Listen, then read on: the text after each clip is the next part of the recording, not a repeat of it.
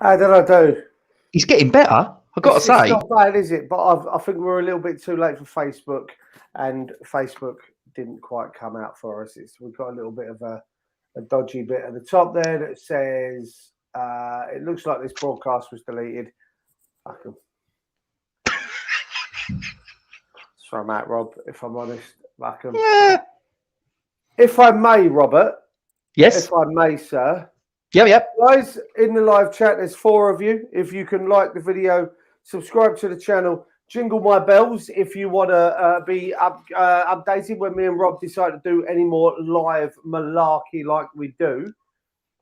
Hey, mate, I'm learning. Yeah. I'm watching and learning, Linda. Watching and learning. How's your day anyway, sir, in Cornwall? No, not Cornwall. Norfolk. Norfolk, up the other end. Yeah, nice. Very, very nice. Very pleasant, very quiet, very clean. Completely unlike Dartford. Well, I don't know if you can hear him, but just the other side of this wall here is my son playing Fortnite, and he has been for the last hour and a half, 2 hours. I'm ready to go out there and beat him with possibly this sword here if he keeps on screaming at the top of his lungs. We at Forshmine don't condone the beating of children. Oh no, he's mine, so it's all right. Oh, okay. Oh, fair enough. Okay. He's like, seriously, I'm going to beat the kid. He literally just screaming.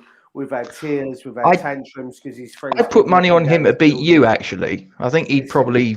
He tried that earlier, and I may or may not have got a split inside of the gum. See, I've warned you about that. You don't listen, do you? Because he did clock me. Rob, we are here to discuss the halfway point.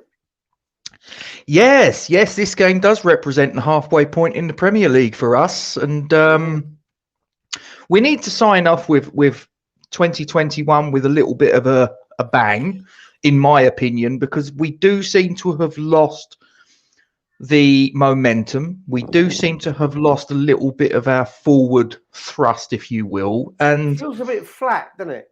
Yeah, very much so. Is that me, or do you feel the same? No. I think that even, I mean, you know me, and I like to try and be positive. I like to try and see the good. Yeah, but you know, 1 win in 7 is it's kind of difficult to try and find any positivity in that. I mean, if I take a step further back and sort of analyze 2021 as a year, it's been tremendous, I have to say. But this last 7-match sequence that we've been on has been not up to those standards, I think it's fair to say. And we need to try and find, by hook or by crook, we need to find a way back to what we had up to that point.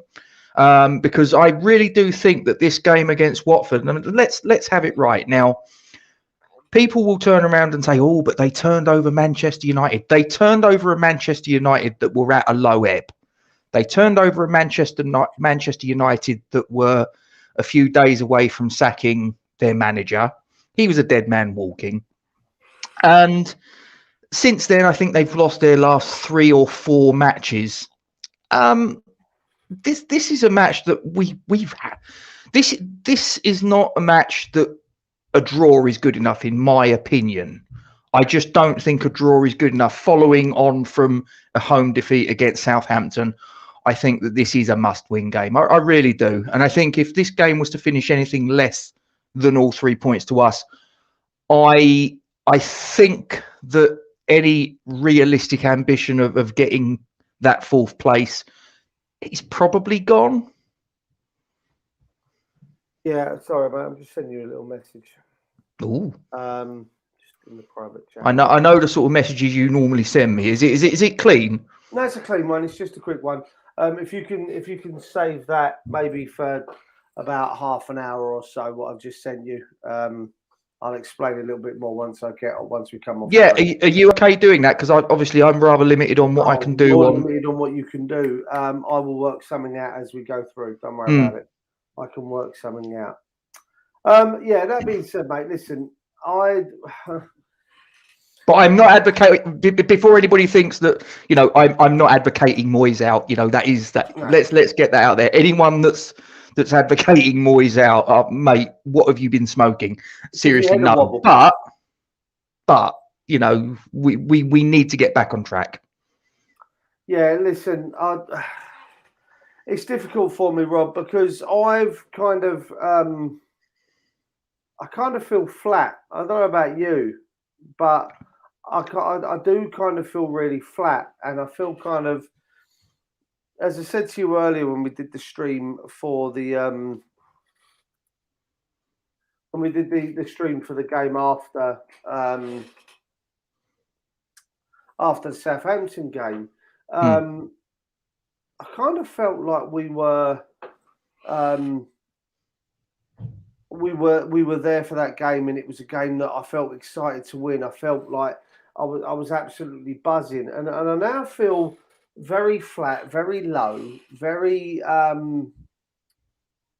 like I said earlier, despondent. You know, this is a game that we need to win, and I'm at a situation in my life now. I say in my life now. I'm in a situation now with this season where, Christ Almighty, this is never before in my West Ham supporting life have I ever thought to myself that a 28th or a final game of the calendar year was so essential with regards to a finish in the top end of the table.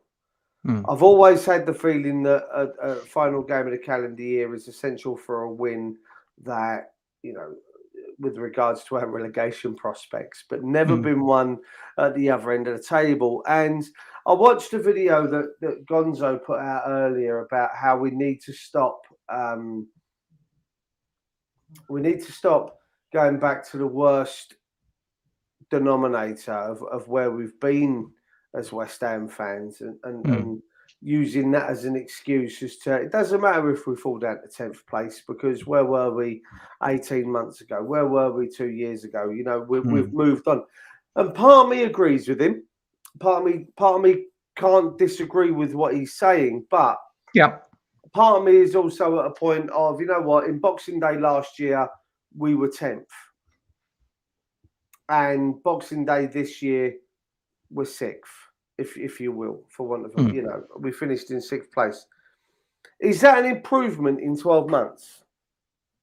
The answer is yes. So therefore, I can say that this isn't good enough right now, but we are doing better than what we were last year. We're certainly doing better than what we were 2 years ago, 3 years ago, 4 years ago. True. So I can compare what we're doing right now to where we were 12, 24, 36 months ago, because it's always bringing things back into a perspective.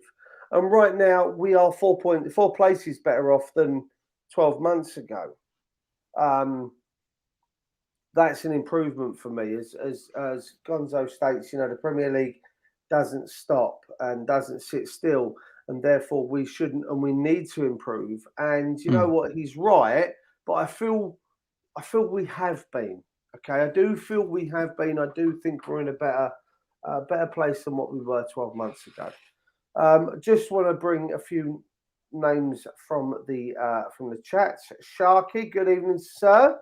How you doing, mate? We both had I had a very good Christmas. Rob, you did as well, I assume. Yeah, it was above average. Hey, I've got a good man in the chat. There he is. Steve, hope you're well, mate. Steve, you are currently one of my best friends. I've got a lot of time for you, Mr. 50. Thank you for the message before the stream. We shall sort something out with regards to the discussion we were having off air. Steve, much appreciated. Liked as requested. Good man. The big man, the Canadian whirlwind, tornado, Cyclone. It's an alliteration. monsoon, God knows, tsunami. I don't know. Cyclone. Sometimes. Yeah, listen, he could be all of them, couldn't he? Really, grand scheme of things. Force of nature. You beautiful man. Steve's just saying a peach. Mark, good evening, sir. Welcome. Steve says Watford haven't played for 17 days. They haven't. I think we'll struggle. Well, that could go two ways, couldn't it? Yeah, because listen, been playing Football Manager, and Sebastian Haller is banging in goals for me. Jetty, not so much. Ivan Toney's only scored one. It just goes to show you that that doesn't matter. It's all shit. Positives of the last 7 matches is that we've drunk plenty of beer at the home game. Positive of the last 4 days, Steve, is that I've drunk plenty of beer at home. And once this stream is finished, I am going next door and getting some more because I'm currently out. Hold the phone. What? Oh, yeah, that won't last. Lower screen, but that won't last. Ronaldo started tonight, didn't he? Lingard, Mark says Lingard isn't in the Man United squad tonight. I don't read too much into that. It is what it is. If he's, listen, we know my feelings on it. Let's not get too carried away.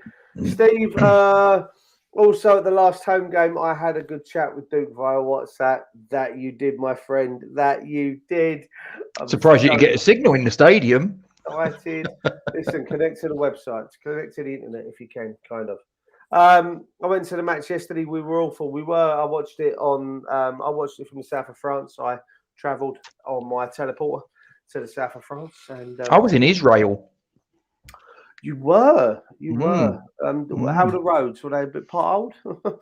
Yeah, couple of what can only be described as craters. If I do remember rightly, America said they were going to bomb them back to the Stone Age, and most of the Israelis said, "Oh, upgrade." Anyway, it's just a joke, people. It's just a joke. Don't take offence. Don't report the. Come on, it's a laugh. Have a giggle.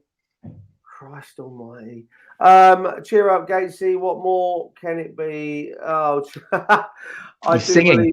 He's singing. He's singing. We might have him later. Great video by Gonzo. It was a good video by Gonzo. I've got a lot of time for Gonzo and Gio over there at the chat. And then Steve says, seriously though, chaps, part of the problem is the expectations have been raised and have not been backed up. You know what, Steve? But that's the price of success, though, isn't it? You know, you raise the bar and expectations go up with it, don't they? Don't you start, Steve. Don't you start. But no, the expectations go up. The performance, obviously, over the last 12 months or so. Sir, how you doing? Your expectations change. You know, they last season, the beginning of last season, there was a lot of talk that we might be relegation candidates because obviously we battled against relegation the season before. We lost the first 2 games. You looked at the fixture list and you went Leicester away, Wolves at home, and I think there was Spurs away, Man City at home, Liverpool away. Do you know what I mean? And you looked at it and you were seriously thinking, we could be 7 games in and 0 points. You know, we could be really in the shit. And then you fast forward to the end of the season, we finished 6th and another 2 points and we would have had Champions League football. So, of course, you then on the back of that, you then recalibrate your set of expectations. And we've obviously, and possibly I've been guilty of it as well, sort of like looking at it and going, could we finish 4th? Could we actually get Champions League? Could we win the Europa League? Could we win the League Cup? Do you know what I mean? Listen, we've all got carried away. We've all got carried away, myself included. And I just think we need to, we just need, like you said there, we kind of reevaluated, Rob, but we do need to drop that back a little bit. You know, as Steve's just said there, I think the expectation, to maybe get top 6 is reasonable. I think top 4 is a bit too high yet. You know what, Steve? Yes and no. We are a club with a fan base that's done nothing but for the last, I'd say, 15 to 20 years, have this yo-yo kind of scenario where, and by that I don't mean relegation, promotion. I mean emotions, Rob. Do you know what I mean? We've had games in a season where we've played like we can beat the best in the world. I mean, I'm not being funny. Earlier this season, we beat Liverpool, at the London Stadium. We've beaten United in the cup. We've beaten City in the cup. These are the two of those, and possibly even the third one of those once they come good. They're the best teams in this country. We gave Chelsea a run for their money. These are the best teams in this country, and here we are standing toe to toe. Beating Liverpool at their own game, beating United in the cup. Let's be honest, we weren't a million miles away in the cup last season against United. Again. Well, you say that. I mean, we weren't a million miles away in terms of the scoreline. I'll give you that. I think in terms of the performance on that particular night, we were poles apart. If I'm being completely honest. No, I mean result-wise, we weren't a million miles away, and a lucky goal, a deflected goal could have won it for us. It's our expectations. Yes, you're right. They've grown exponentially because of our performances, and now here we are, kind of suffering a little bit from a crash back down to reality, as such as we've suffered injuries. We all called at the start of the season, in the transfer window, even in January last year, of what we needed, what we'd expect as fans, where we feel we needed to go, where we, all of that kind of malarkey was part of it. And we didn't really come out of the other side of either of them transfer windows going, yeah, we've done enough. You know what I mean? I mean, the squad is thin on numbers. I think and that was the thing. We all knew that our first 11 could give any team on their day a run for their money. But it's when suspensions and injuries start to bite, as they have done. I mean, you look at the next game. Very likely no Cresswell, no Ogbonna, no Zuma. I'll be surprised if we see and no Rice this season again. If I'm it honest wouldn't, with you. And conceivably it means that our mate's playing at left back again. Stop it. I wouldn't listen. Listen. I said on this morning, and it's still here. I would still put this at left back ahead of Martin Masuaku. I would still. David Moyes, if you're watching, right, this clothes horse, okay, if you're struggling for a left back at Vicarage Road tomorrow, this is ready and waiting. Just come up to Norfolk. I'll hand it over to you, and you can stick that left back. It will be more effective than Arthur Masuaku. It'd probably be cheaper for him to pick up one from Argos or many other home stores. No, I'm telling you, this one has a really. It's got some good close control, I'm telling you. It's the next big thing, let me tell you. Simon's in the chat. Good evening, Simon. Hope you're well. Mark says he only saw the match of the day highlights. How did Antonio do over his goal? Listen, he put himself about a bit, Rob, and it was a good reactionary header from him for his goal, I felt. I don't think he didn't have to work hard for it. It was a striker's goal, wasn't it? It was. And considering he's not a striker, he did all right. If we scroll down, Simon says, has Gates been moved out of the normal room to the bathroom? Do you want to take that one, sir? I'm not at home at the minute. I'm on holiday. We're at a little place in Norfolk called Hunstanton. And this is basically a sort of cupboard just off of the master bedroom. So it's nice and peaceful and bright and away from all of the hustle and bustle of my family. So, yeah. Pete says, evening all, good evening, Pete. Pete, hope you're well. Epic's in the chat. Gatesy, you're a Norwich fan? I wouldn't say I'm a Norwich fan. I've got nothing against Norwich as a club. They're a nice family club, you know, in Norfolk, which is where I'm at the minute. But am I a Norwich fan? Family club. Do you mean that it's a close family, kind of close? Don't start. No, is that Don't not what start. you meant? I wasn't sure. I'm just asking. No, I'm not. I'm not talking about people with 6 fingers and things like that.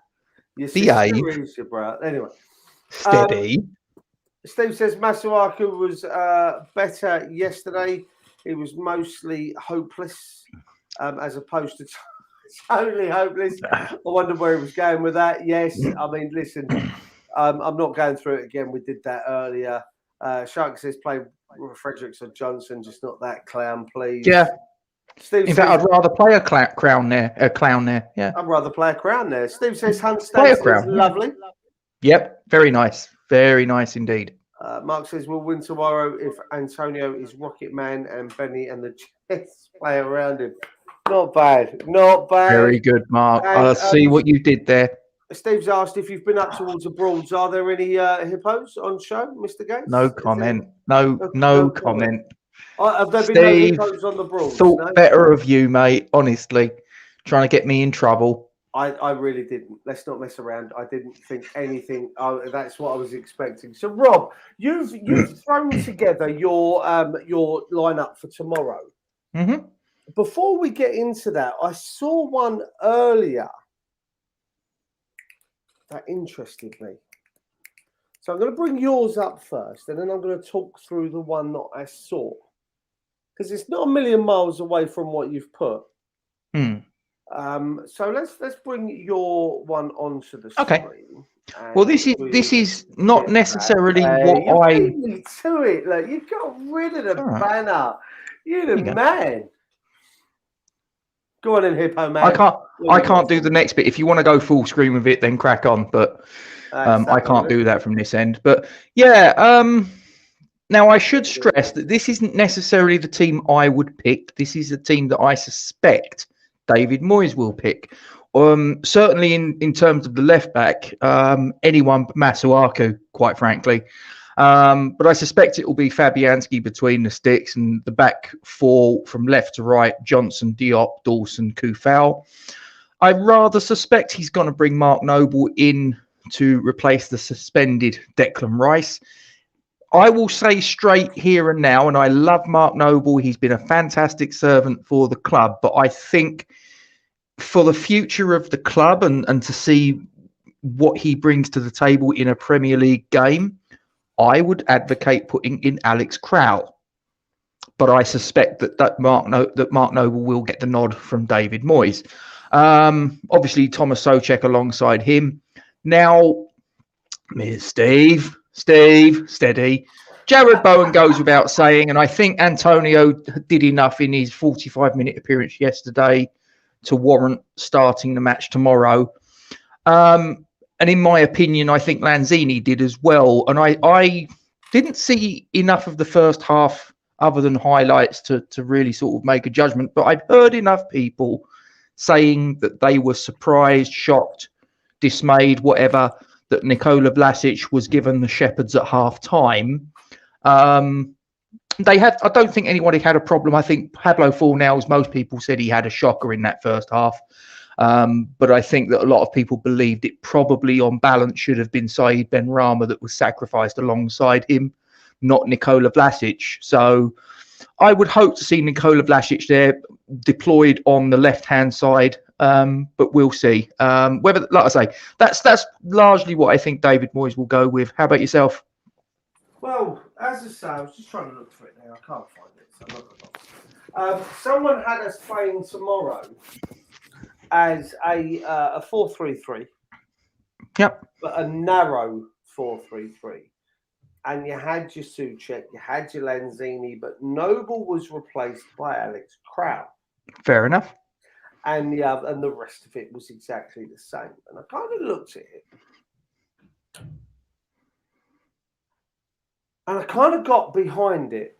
I kind of got very excited by a 4-3-3 formation that had a Lanzini sitting a little bit deeper. Listen, we know he can do it. We saw Burnley.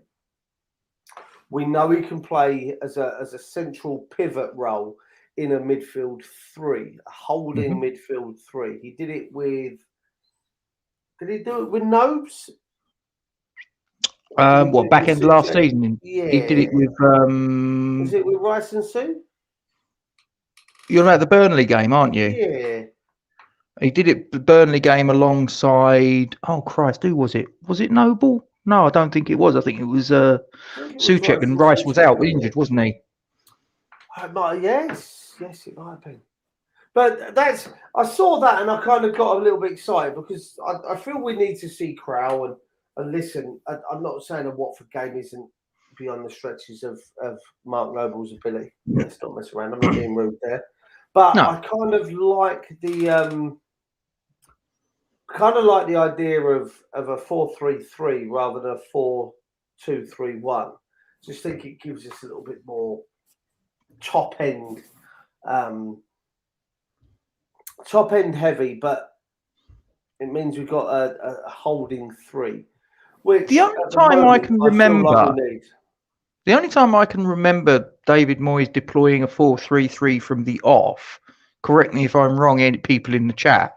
But I'm fairly sure it was the last home game before the very first lockdown when we beat Southampton 3-0, 3-1. And it was Bowen, Antonio and Haller that was the top three, and each of them scored a goal. I'm fairly sure I can't remember a time where we've started as a 4-3-3 from the off since then. But you have to ask questions then, Rob, don't you? Because if it worked last time, why are we not doing it again? Steve says he's having too much fun with you, Gatey, but he knows he thinks very highly of you. Of course. So it should be rather than at. Yes, I'm with you. And Pete says we love Gatey. He's always hip, having hit a hippo time. Nothing to do with me, Mr. Rob. So then I need to come down to the other computer screen. Hang on. Because I'm learning, watching and learning, Linda, watching and learning. I should if I just click there, can I do that?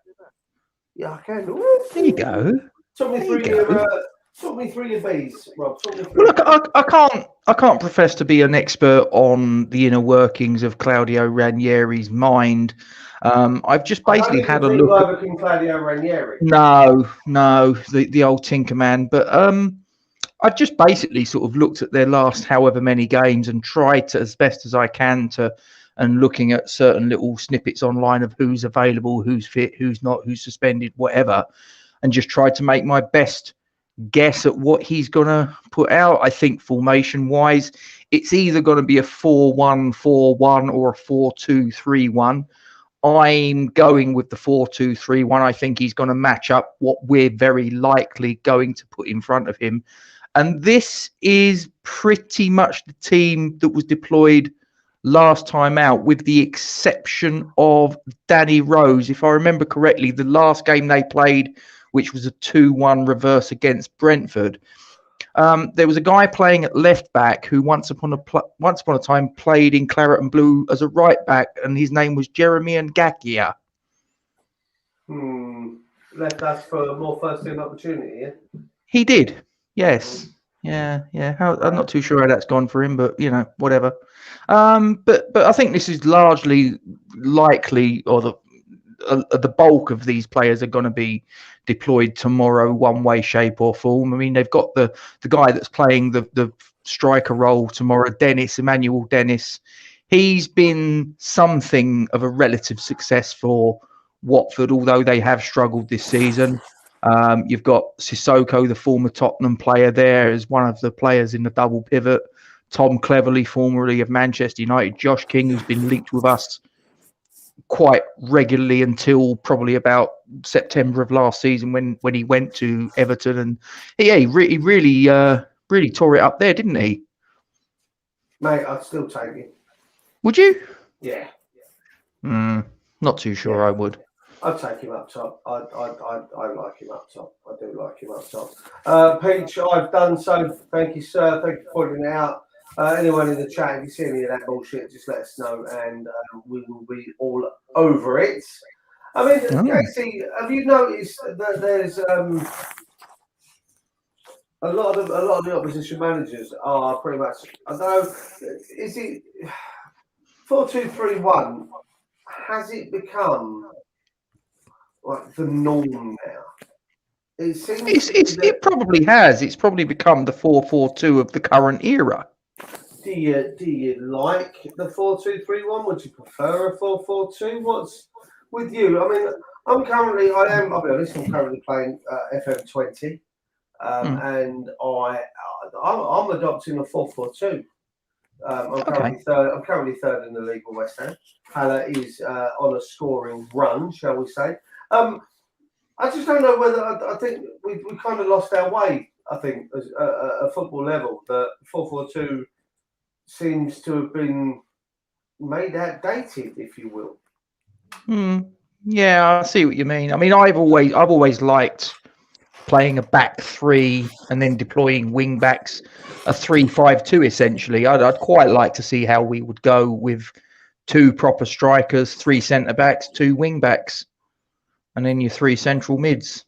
Listen, wing backs, yeah, they always have, regardless. I've always felt uncomfortable in a 3-5-2 kind of formation, 3-5-3-2, however you want to do it, because I feel you lack something either going forward or defensively. That's just how I feel. That's just the way I've always been. Elliot, we are very well, sir. All good, mate. Thanks for asking. Hope you're well. 4-4-2 was more goals, proper wingers. Yeah, I think, I kind of go back to, the 90s.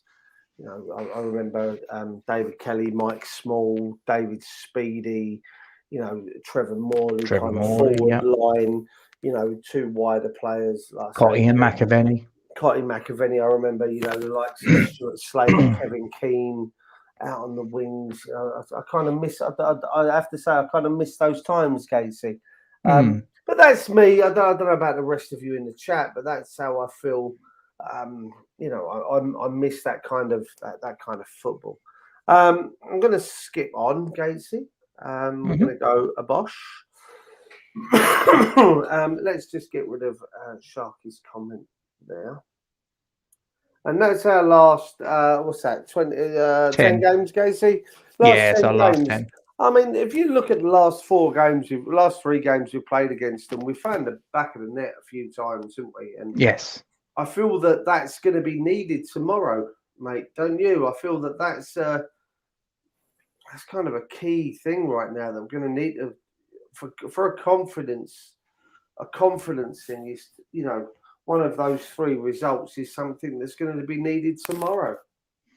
I think tomorrow will say a lot about how our season's going to go from here on in. I really do. Tomorrow's not about how we play. It really isn't. I couldn't care less if we play silky football and we tear them to shreds and beat them 5-0, or whether we stink the joint out but win 1-0. It's all about getting the 3 points tomorrow. Nothing more, nothing less. Yes, it would be a nice added bonus if we could play champagne football and play like Brazil 1970. But when all said and done, tomorrow is about winning. Doesn't matter how we do it. If we've got to win ugly, so be it. Yeah, I'll be honest with you, mate. I'm kind of, I see where you're coming from, but I want to see us. I want to see us put on a show. Final game of the year. I fully understand where you're coming from, and to a degree, also agree with you. But it's not about the performance, though, is it? I mean, we could go out and play champagne football and lose 2-1. No, and that's it. I mean, what I mean by that is, I'd like to see one of those 3 scorelines there for a confidence boost for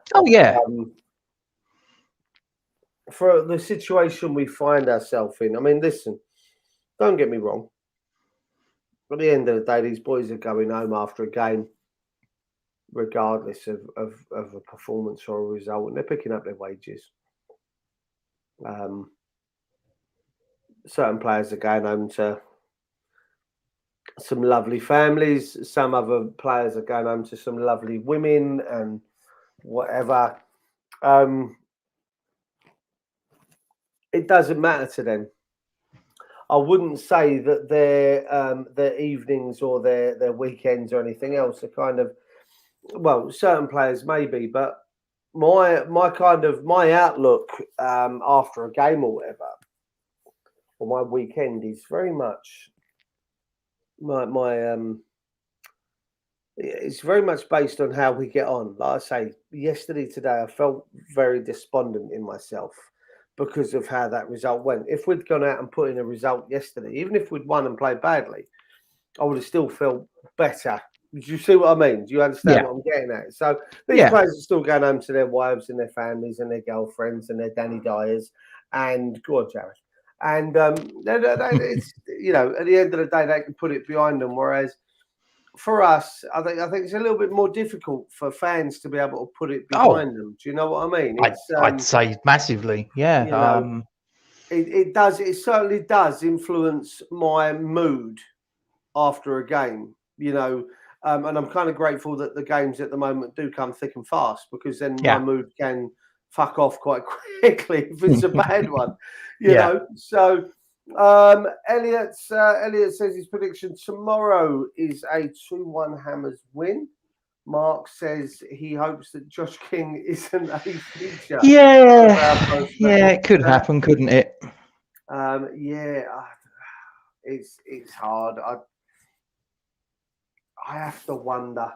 And then Elliot and Steve are having a little own conversation in the chat. Steve says he would take a poor performance and a win. Yeah, it's not about the performance. The performance would be a nice added bonus, but tomorrow is about the win. Tomorrow will say everything about us. I mean, there's the old thing, isn't there? And I think it was, I believe it was Martin Luther King who said that something along the lines, and I'm paraphrasing, that you find out the true character of someone not in times of you know, when things are going well, but you find out about them in times of adversity. Well, that's in football terms, that's where we are right now. We're in adverse times, so it's up to the players that are on the pitch, it's up to the players that are utilised from the bench, it's up to the coaching staff, the manager, to roll their sleeves up and show us what they're made of. I mean, listen, never has a truer phrase been uttered, mate, to be honest with you. Roll up your sleeves and show us what you're made of. You know, we're not in the greatest of form, and there's a lot to be proven tomorrow to a degree. Do you know what I mean? Not just because it's Watford. There's a lot to be proved about us as a team, us as a club. Are we able to, you know, ride out that storm, weather that storm, and come out the other side of it and be able to put through a run? That's what all the good teams are capable of doing, right? And if we want to consider ourselves in that top 4, top 6 consistently, then that's what's required, right? As Steve said, hard graft and grit is required tomorrow. You know, that's what we need to see, I feel, tomorrow. I want to see some dogged determination. I want to see players. I'll tell you what, I want to see the Souček that we saw against Spuds, you know, when he went up for the header, split his face open, tried to get back up and carry on defending whilst bleeding claret all over the gaff. You know, the game, who was it against at home when he had his face stood on? Everton. Was that the Everton game? I think it was. When he ended up with a stud across he ended up kind of stamped on his face. He had his eye taken out, didn't he? Yeah, and he ended up with stitches across his eye, his nose, and his lip. That's what I want to see tomorrow. I want to see guys willing to give it for the cause, and I haven't seen that over the last few games, I have to say. That there, Gatesy, 45, 13, 21. I mean, again, does that show you exactly, you know, as a team what we are, or or where Watford have been. Because let's be honest, Watford,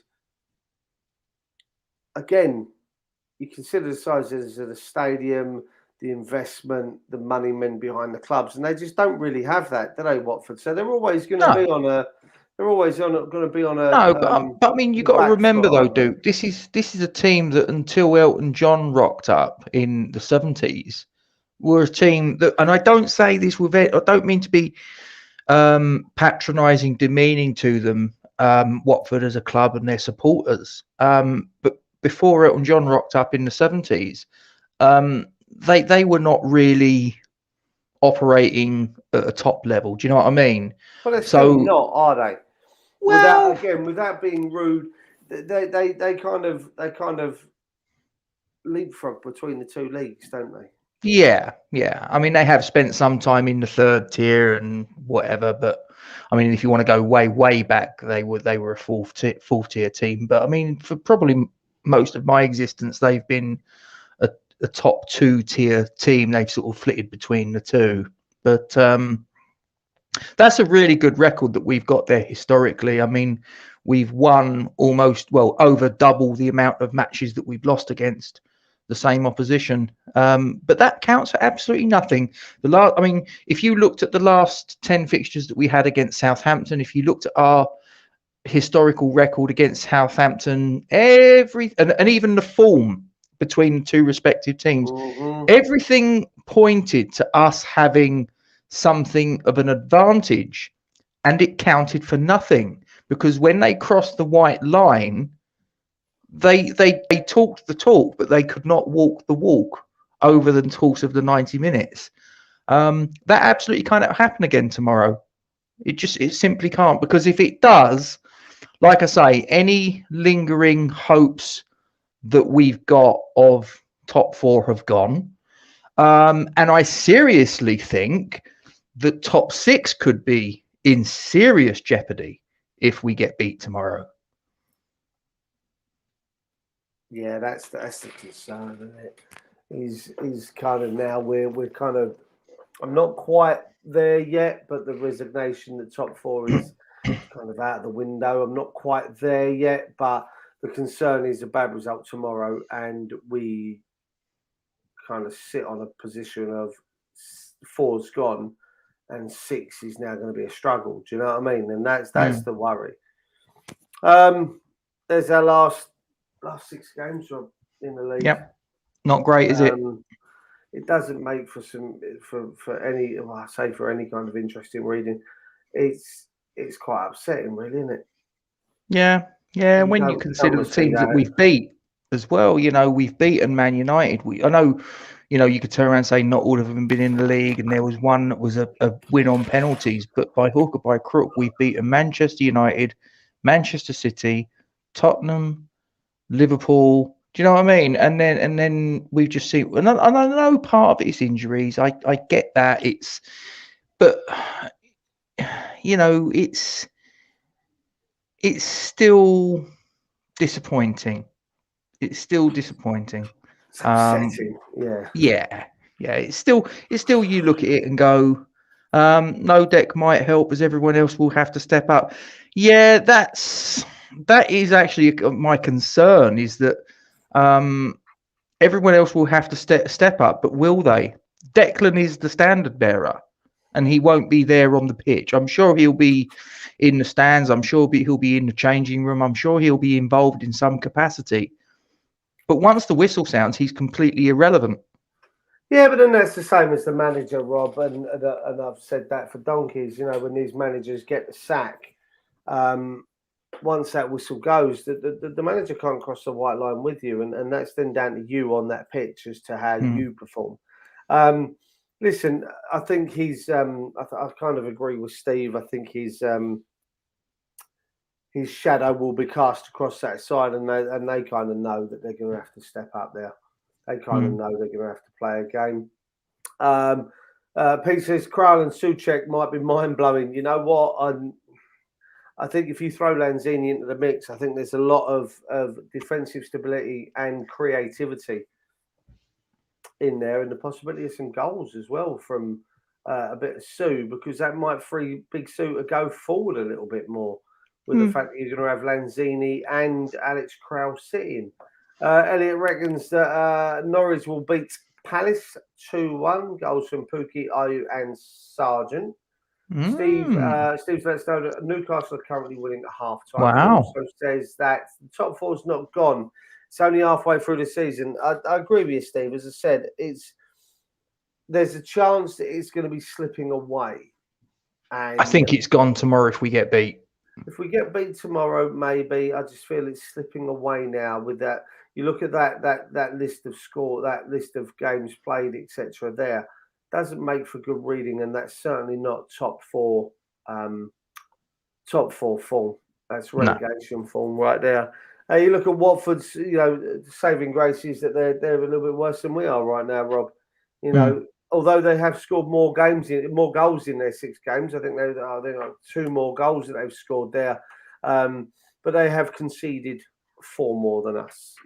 So there's your silver lining if you're looking for one. Oh, hello. What have you done here? Bloody hell's that? What have you done? That ain't me. That's you Nana. Hang on. Let me get up there and get rid of Steve's comment. Hang on. You kind of put all of your ticker in there together. So it says that having no, that shouldn't. Have I? Yes. Oh, Christ. Amateurs. Well, this is what happens when you try and do stuff on your phone. So I'll let you on. Yeah. If I go across it. There you go. But you've kind of put them all together at the start. No.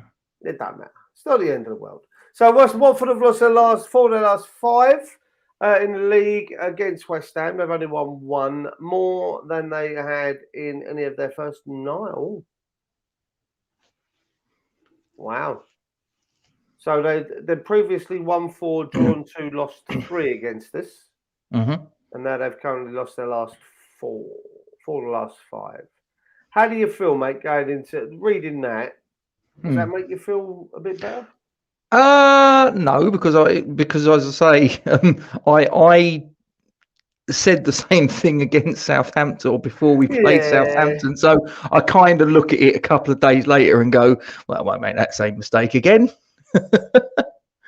Yeah, listen, I'm struggling to. Yeah, as I said to you before, these mean nothing in the grand scheme of things, do they? They're nice little historical nuggets, but they mean nothing when the 11 players cross the line and the referee blows their whistle. These historical tidbits don't really count for an awful lot. No, Steve says there, we're not a bad team, but we're definitely a tired one, and that I can agree with. And it's only going to get harder over the coming weeks. Obviously, we're going to have a little bit of a break between now and, is it March, Rob, where we don't play in Europe on a Thursday. But we're going to have, obviously, FA Cup games and the league games. And obviously, there are going to be other teams that are going to be feeling the pinch a little bit. Spuds, they've had 3 games cancelled, haven't they? So they're going to have to be making them up. But again, they're not going to be having to play European football. Mark says, I know Noble is Mr. West Ham, but throw Crow in tomorrow as he's playing for his West Ham career. Yeah. Yes. Now, 100%. I saw something on Twitter, Rob, that said that a deal is done for Alex Crow. He's moving on. He's leaving. Really? He's leaving the club. There is a deal in place where West Ham will buy him at the end of the season. That was apparently a quote. I'm not going to be able to find it now. It might be something I do at a later date. Interesting. But from what I understand, it was the Spartak Moscow chairman made the statement that a deal is done. A deal is done for Alex Crow, and he will be a West Ham player at the end of the season. I'm not sure how much to believe of that, but I'm just going by what I've read online. And again, like I say, I'm not putting too much behind it. It's just what I've seen. Fair enough. West Ham have won their last 3 Premier League games against Watford, netting 10 goals in the process. We've only scored nine goals in their previous 9 games against the Hornets in all competitions. That's got to give you a little bit of a, as I said about the games earlier, Gates, you didn't know with the 3 games that we played against them recently. You'd like to see one of them results. It's got to give you a bit of a boost in it for tomorrow. Yeah, but again, a big part of that last match that we played, which was towards the back end of the not last season, but the season before, when we obviously had the first COVID break and Moyes had a chance to hit the reset button, if you will. And I think it was with... Sorry? Was that the Nobes penalty one? Or was that the season before? Nobes penalty. No, or I don't know. Declan Rice scored. I know Declan Rice scored from distance. But I was just going to say that Declan Rice, again, he won't be on the pitch tomorrow. And I think that is a massive disadvantage for us and a massive advantage for Claudio Ranieri. And if they look at the team sheet at 2:00 tomorrow afternoon and see Arthur Masuaku's playing, that'll be an even bigger boost for them. Oh, no, but listen, we know that's where their attacks will come if that's the case. Steve says Krell has great potential. I agree with that one. I think we just haven't seen enough of it. Mark said if that's the case, then Noble. Sharky says signing him seems a bit strange as he hardly plays. Yeah, agreed. Again, you could say the same about Benny last year and Vlasic this year. Yeah, just because they don't play don't mean they're part of it. And Dawson, yeah, see, so I'm not reading too much into it yet. Krell is a decent Deck replacement if Deck goes. Is he a like for like? No, he's not. Is he ever going to be? Is that as close as we're going to get? No, I think we could probably do better than Alex Krell to replace Declan Rice, if I'm honest. But that being said, we don't. Can you replace someone of that caliber? Eventually, yes. Yes, you can. Could you have said that at what point that Man United would have replaced Cristiano Ronaldo once he'd gone? As a team, I don't think Man United, let me rephrase that. Gareth Bale. Did Spurs replace Gareth Bale? No, but I think the team became a better, stronger team without Gareth Bale in it because there was other players that stepped up to the fore. Fair point. You could go all the way back. Eric Cantona, did Man United ever replace him? Well, yeah, quite clearly. It happens. It may take some time, but you can. It's Deck leaving won't be the be all and end all of this club. There will be someone, that will step in and be the player that we want him to be. We had a Di Canio. Did we replace a Di Canio? Yeah, we did eventually. We had a Dimitri. Do you see what I mean? So over time, you'll forget the player that leaves and you'll embrace the player that's there and you'll probably fall in love with them more. I don't get me wrong. I'm not saying that I love Dimitri Payet more than I love Paolo Di Canio. I just feel that at the time that we had Dimitri Payet, it was kind of like a Di Canio who moment. Do you know what I mean? He kind of made me forget that we were missing someone like Di Canio. Game is on Amazon Prime tomorrow for those who can't go. That's right, Sharky. Yes, it is. Yeah, 3:00 kickoff. I have Amazon Brought me Fire Stick with me. Have you really? Yeah. You, sir, are a legend. Steve says if Masuaku's playing, we're playing against 12 men. And he also asks, would you guys take Dele Alli? Dele Alli of 5 years ago, I'd have been all over like a cheap suit, but the Dele Alli of today, probably not. Yes. On the pretense that Lingard does not join us. Yeah, I think it would be one or the other, wouldn't it? Yes. Watford have won their last league game in both 2019 and 2020 against Villa and Norwich, respectfully. Last doing so in 3 consecutive calendar years, 2010 to 2012. I don't think it matters, does it? I just think it's another game, grand scheme of things. It doesn't matter what days they fall on. You know, I read somewhere the other days about someone not winning on Boxing Day, or you know, I did read earlier today about West Ham fans moaning that we don't get to play at home on Boxing Day, and then no bastard turned up. Yeah, but the trains didn't help that, did it? Listen, if you want to get trains and COVID and I won't use trains as an excuse, because trains are pretty much every year. I just think that I'll accept COVID as an excuse, but it's our first home game in about 46 years since leaving Upton Park, and we've been moaning as a club that we don't want, we don't get games at home because Westfield want shoppers, not hooligans traipsing through the place, and we didn't show. We didn't show. A poor comparison. Yeah, Mark, I get that. I was just throwing some things out there. I'm not saying, poor comparison, but Rice leaving feels a bit like Ince leaving. It leaves a huge hole, but, you can. It doesn't. I see where you're coming from with regards to the type of player. I think they left on completely different circumstances, but you get the idea of what I was getting at. I might not have put myself so eloquently, and I apologise. What else you got for me, Rob? West Ham won their final league game in just one of 12 calendar years. Shit the bed. Drawn 4, lost 7, beaten Southampton in 2015. When playing such games away from home, the Hammers are winless. What are you doing? Why? Why would you? I've got a funny feeling, and if Kent's in, I've got a funny feeling that 2-1 win against Southampton was the first goal of a certain Michael Antonio. I'm fairly sure that was that game.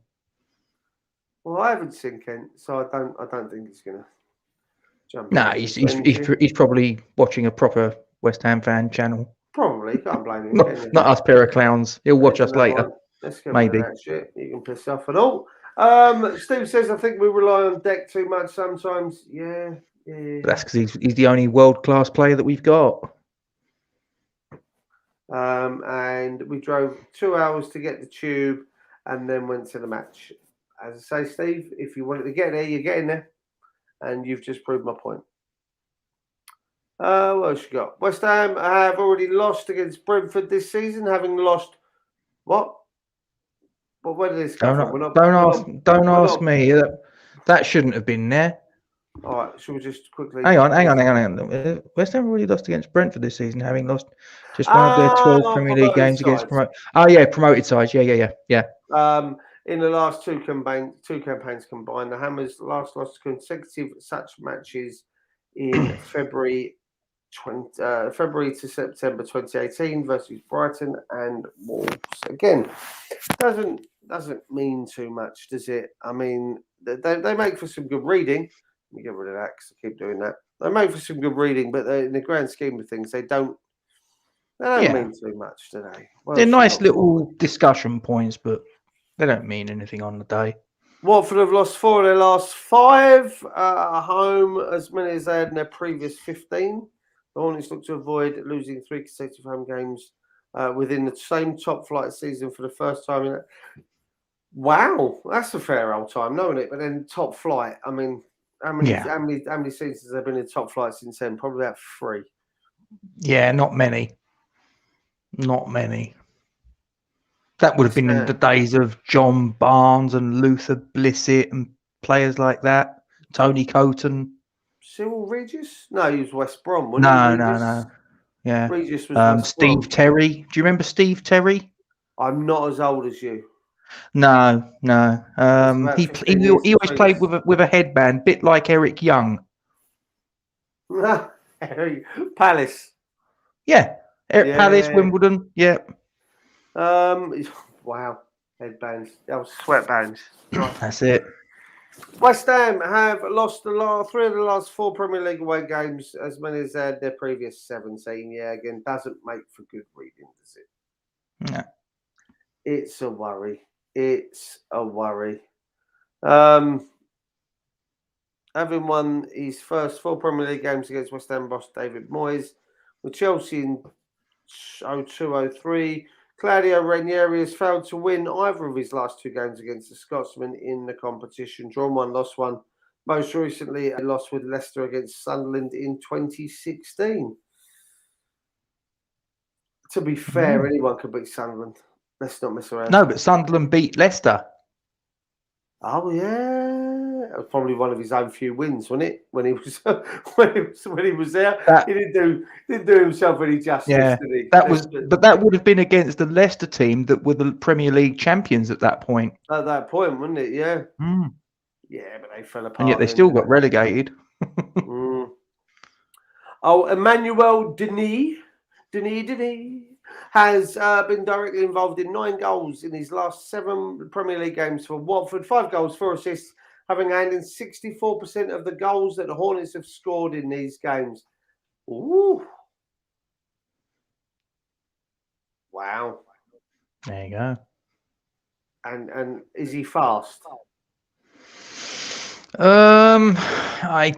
I can't really sort of comment on that one. I have not seen enough of him to really make a judgment. I guess we're going to find out tomorrow. Yeah, because if he's quick, then if Claudio Ranieri's got anything about him, he'll be saying, "You see that guy there wearing number 15? Run at him."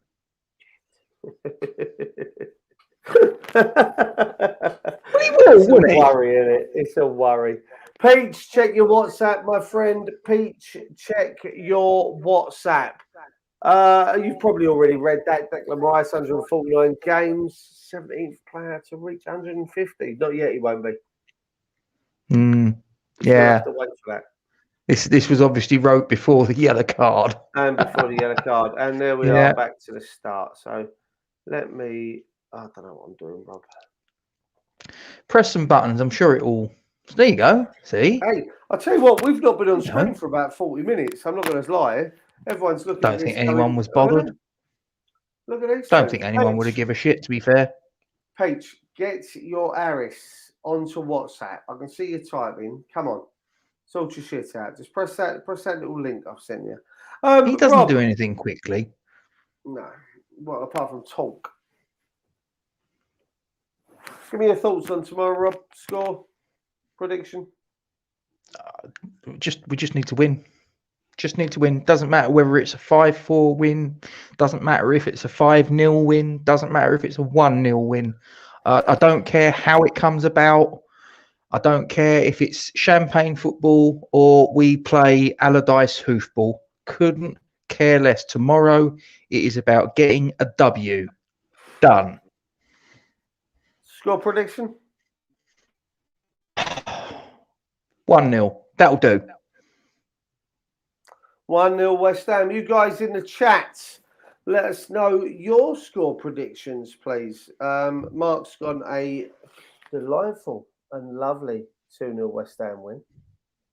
I hope so. Beautiful. I hope so. I actually think 3-1.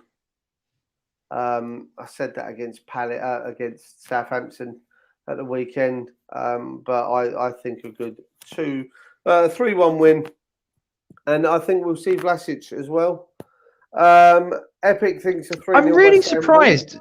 Just on Vlasic, I'm really surprised that a lot of people that he seems to have polarized opinions in the same way that Benrahma did and still does to a great degree. Where there's probably just as many people that think he had a decent 45 yesterday as think that he was crap. I couldn't comment on him. I don't think he... Oh, Epic thinks he's stealing a living. He's absolutely useless without Zuma and Ogbonna. I think that's slightly harsh. Yeah, don't agree with that.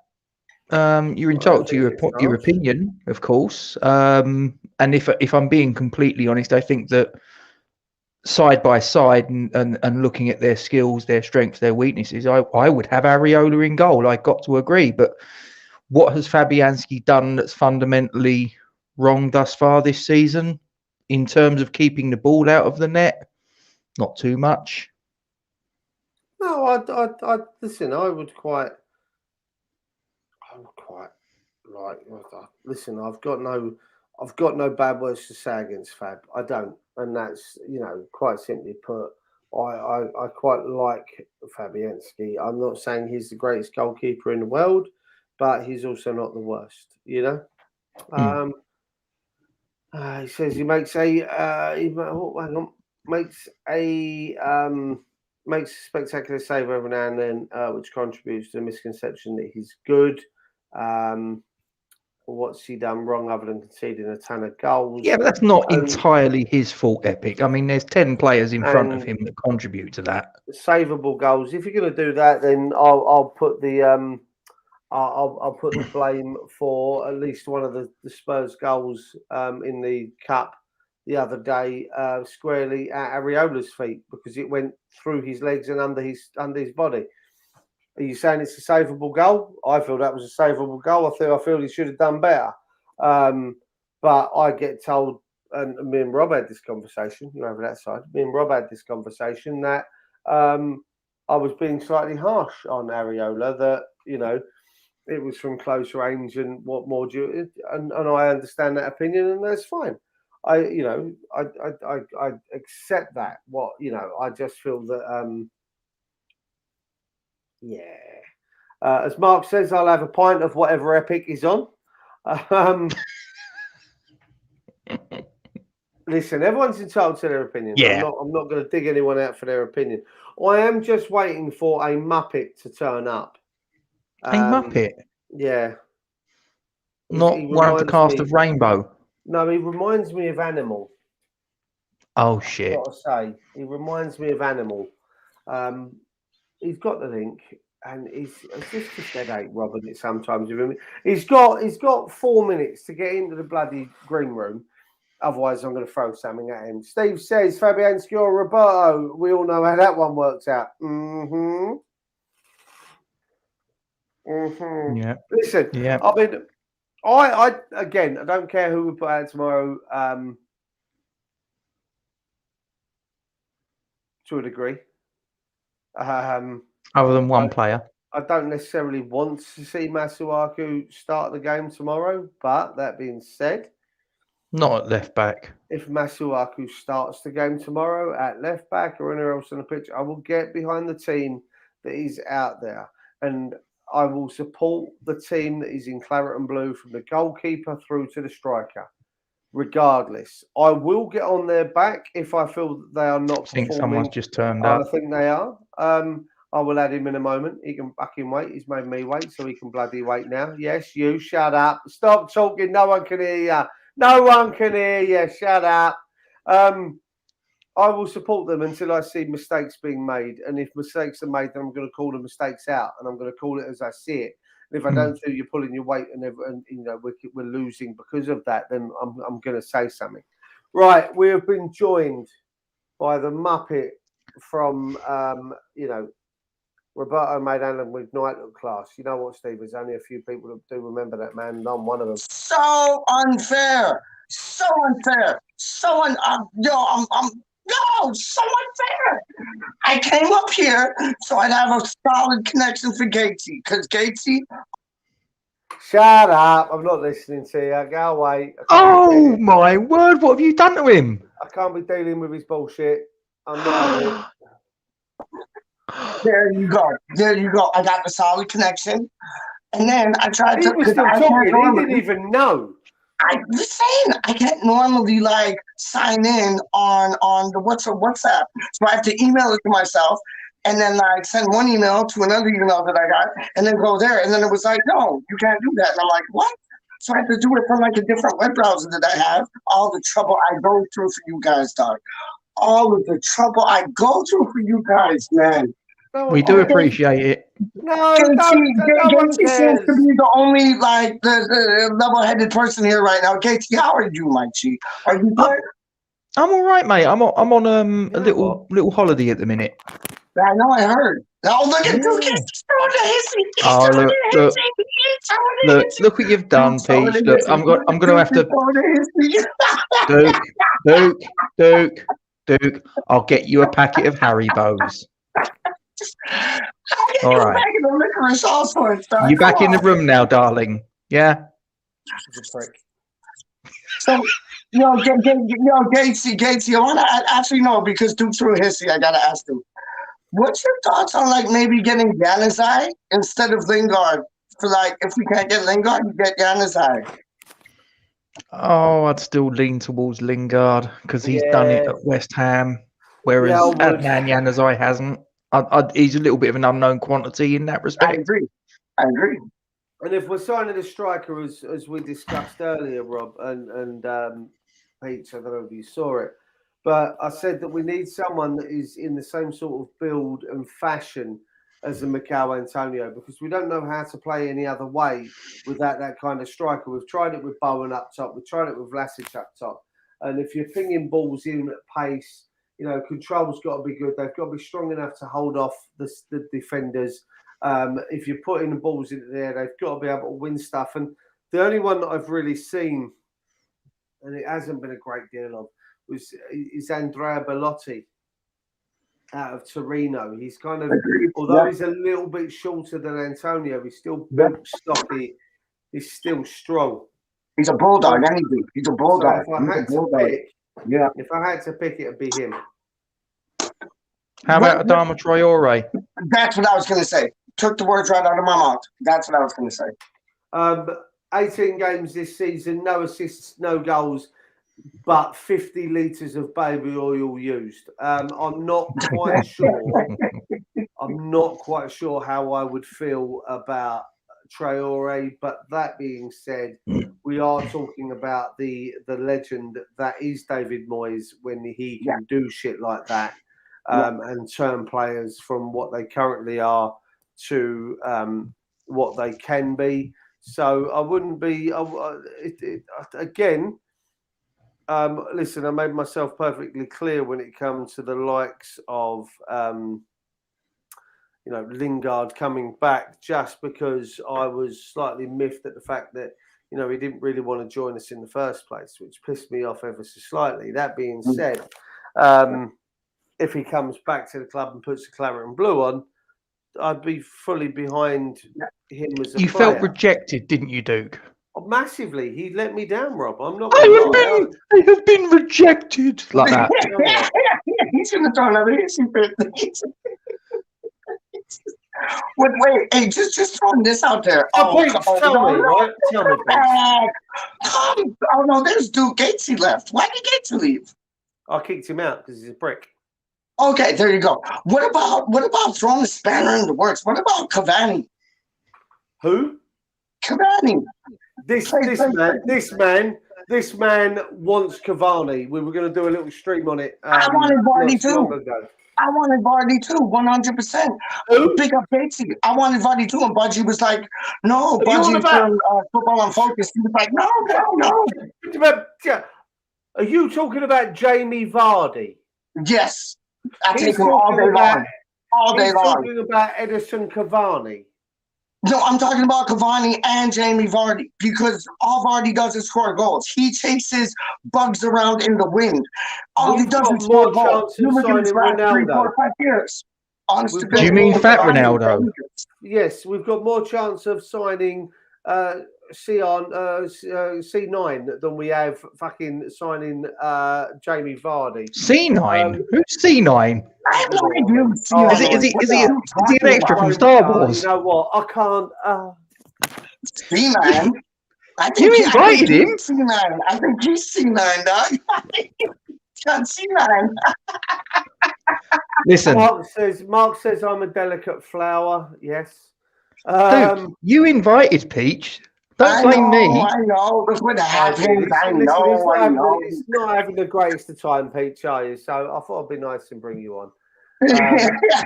Steve says Cavani no and no as well.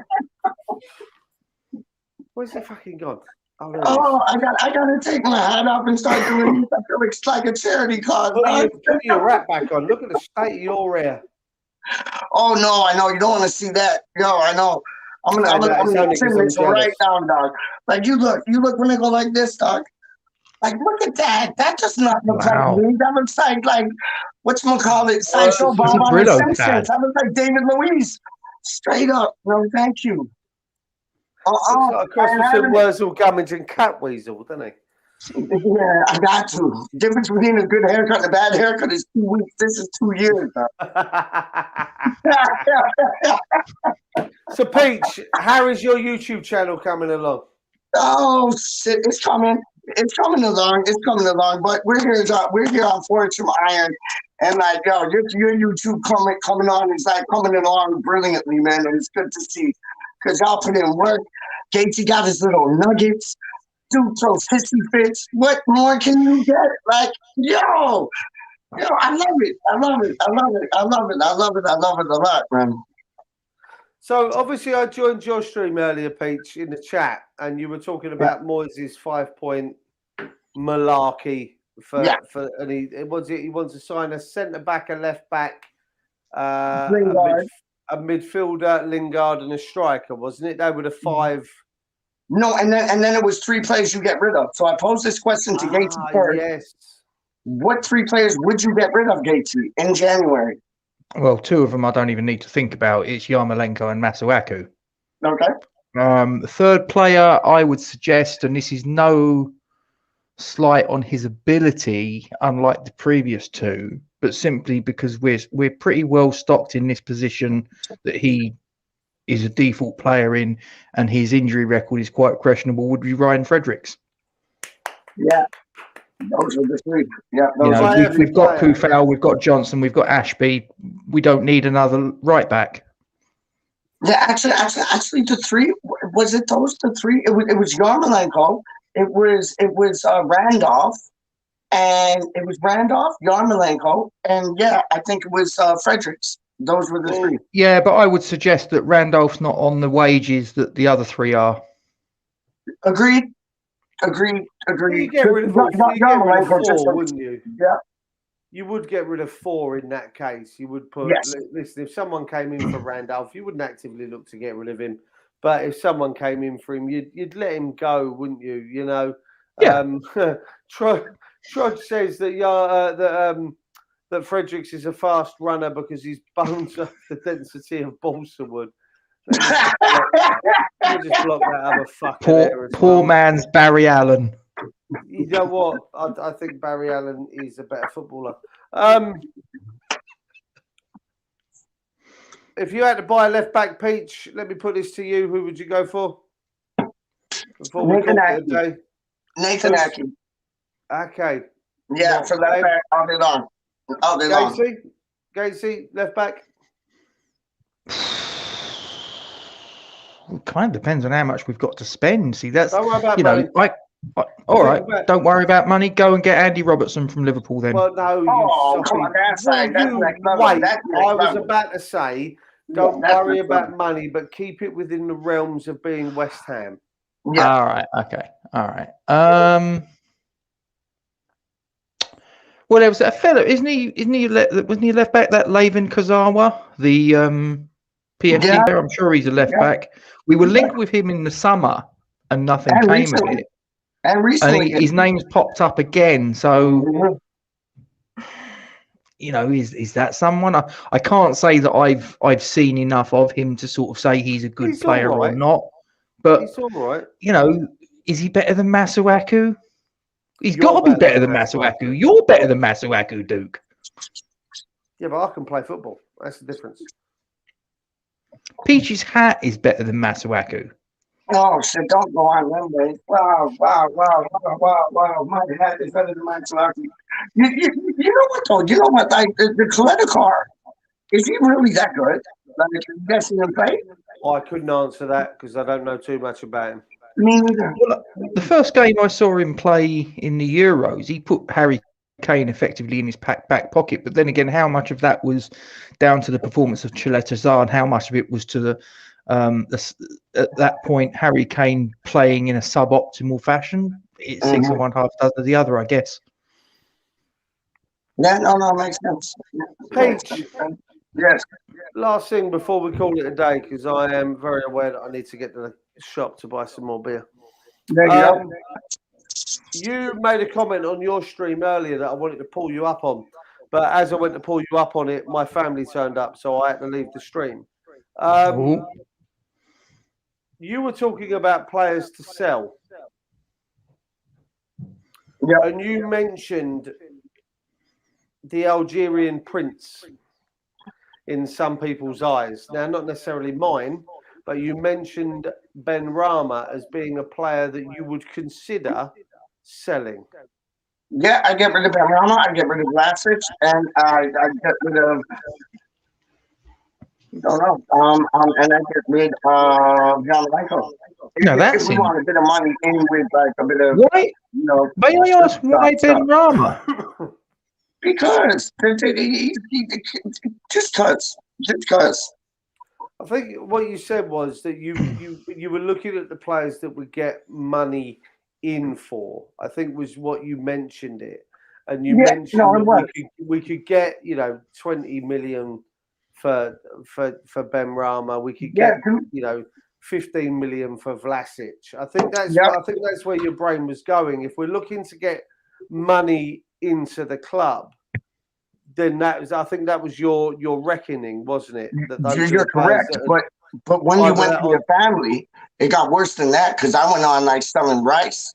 I went on selling who else? I went on selling like big players. If we want money, I went on big player things, dog. I was like, yo, let's sell rice. Let's sell who else was the other one? It was Rice, it was Ben Rama, and it was I think maybe Vlasic I think those are the three. Maybe I don't know. Look back on the thing, West Ham Random. Look back on it, but yeah, me and Budgie had to talk about it. We're like, if we really want to bring players in, let's sell some of these top guns and get players where they can fit in and sit in. So are you talking about in January, or are you talking about in the summer, Peach? No, I'm talking about January. Get the most of them while you can, because we'll get way more for rice if we sell them now than if we sold them in the summer. And I'm not about selling rice. Don't get me wrong. But if you're looking at the side of it where you want to get some money in, flipping hell, we can sell rice for 200 million this summer. Easy peasy, job done. Yeah, no, sorry, this January, not summer, January. I see what you're saying, and part of me kind of agrees. If we want the money, and I think this comes back to a comment that when I think we brought it up, Gatesy, during Hammer Time, and we were talking about Glenn Johnson. Yeah, and I obviously had the privilege of meeting the guy a couple of times, and I asked him on the first occasion if he actually did want to leave. It's 1-1 Edison Cavani, 70 minutes. If I asked him if he did want to leave, and Glenn Johnson said no, he didn't want to leave, he wanted to stay at West Ham. And then when we saw him about 3 or 4 weeks later, he'd obviously signed for Chelsea, and I asked him what happened, and he turned around and said the club made it clear they wanted the money more than they wanted me, and that was the main reason that he'd walked out the door, because of it. Now, once a club decides that money's more important than you as a player, it's pretty much game over, isn't it? And I as Steve turns around and says just quickly here, the trouble is replacing those players. Trod says Fornals is more time. Trod also says that Benny has no end product and goes missing. I never wanted him before we signed him, and I watched him in the playoffs, massive watch, and he did nothing. He was invisible. I mean, I'd like to think, the Ben Rama at the start of the season was a different Ben Rama than A, we're currently seeing, and B, that we have seen previous. And it's hard because, he shows flashes of brilliance. Oh, he has bags of skill. And he's got everything he needs in his locker. Absolutely. To be a top player. He just needs to, I think he needs to make better decisions when on the ball. And they're split. They're millisecond decisions. Like they're split second decisions, Duke, and that's what makes the difference. It's nuts.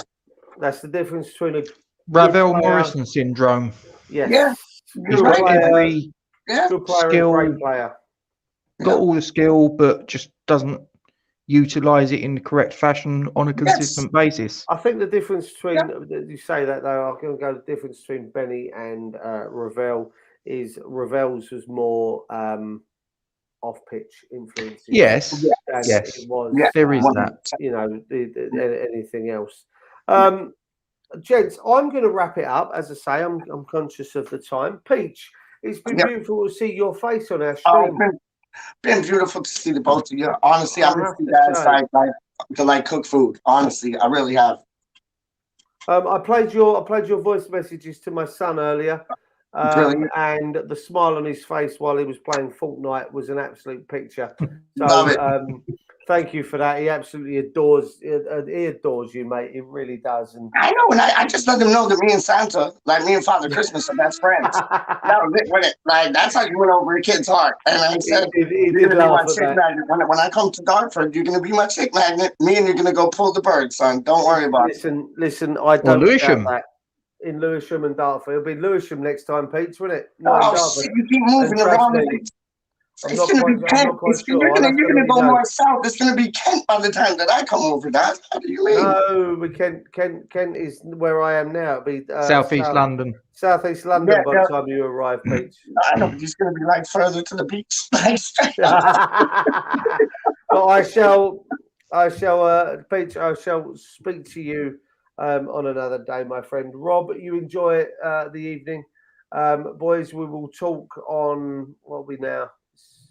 We'll talk possibly Wednesday, Rob. Obviously, I take over the pub Wednesday, so I'm not quite sure what my we'll sort something out. Will be, but we might have to work something out for Wednesday. Yeah. I'm signing all my paperwork at 10 a.m. on Wednesday, so fingers crossed I can have more of an update for you to do the post match. Everyone in the chat, thank you very much for joining us. We've rambled on for close to 90 minutes again. We're good at this, considering me and Rob came on and I went, we're going to do about 45 minutes. We've doubled that so far. Rob, do you want to do all the time?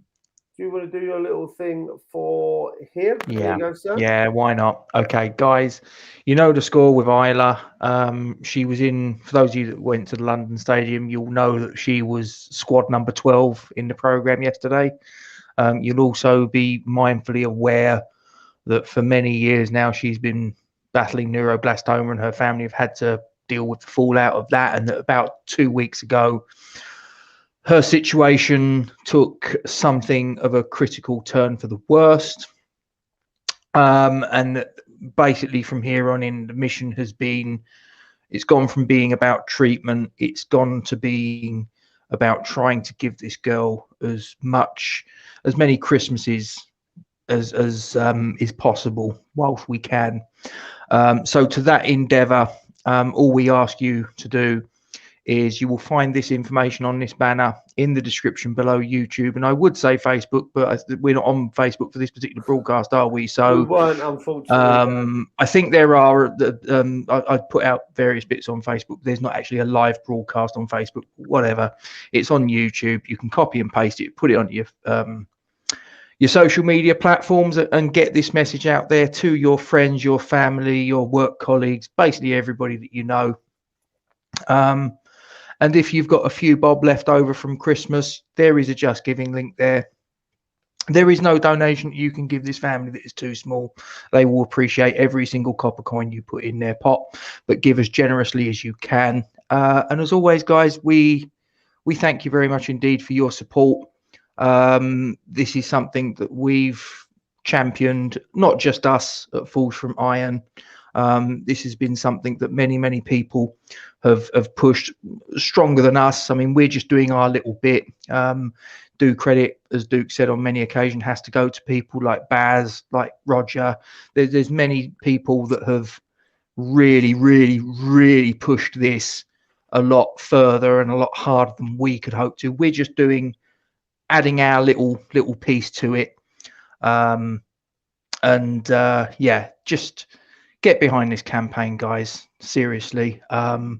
I'm speaking as a father of three. I can't imagine what this family are going through, and I don't wish to, because it breaks my heart. Seriously does. So, you know, come on, let's do some good here, guys. It's the season of goodwill. I know we've had Christmas Day, but it's still the Christmas period. Let's try and help this family out. And on that note, just quickly, I don't know whether anyone else had noticed or seen the posts or anything else today. Daniel Kretinsky, our own Superman. Do you know about this, Rob? No. Peach, you don't know about this? Daniel Kretinsky reached into his own very deep pockets and pulled out a £10,000 donation for Isla later this afternoon. The guy's been at the club in the grand scheme of things all of about 20 minutes, and this guy has reached into his pocket and pulled out a £10,000 donation. So if this does manage to find its way to Mr. Kretinsky, I take my imaginary hat off to you, sir. Absolutely outstanding from him. You know, I can't say anything more than that, to be honest with you. Peach, what are we? Fucking massive. That's what we are now. We're fucking massive. Mr. Gates, last thing from you. Come on, you Irons. Come on, you Irons. Guys, thank you very much for joining me. Everyone in the chat, it's been a pleasure. I shall see you on a later date. Take care, and we'll see you soon.